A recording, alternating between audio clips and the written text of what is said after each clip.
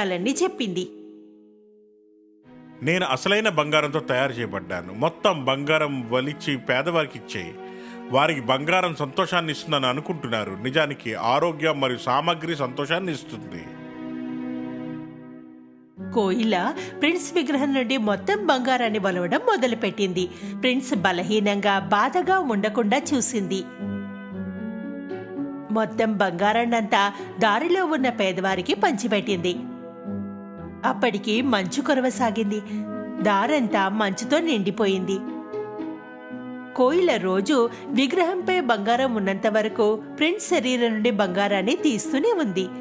చిన్న కోయిల చలికి వణికిపోతోంది. అది ప్రిన్స్ని ఒంటరిగా వదిలి వెళ్ళదలుచుకోలేదు. అది విగ్రహాన్ని ఎంతో ప్రేమిస్తోంది. అది పేదవారికి సహాయపడుతోంది. కానీ చివరికి అది చనిపోతోందని తెలుసుకుంది. చివరి శ్వాసతో అది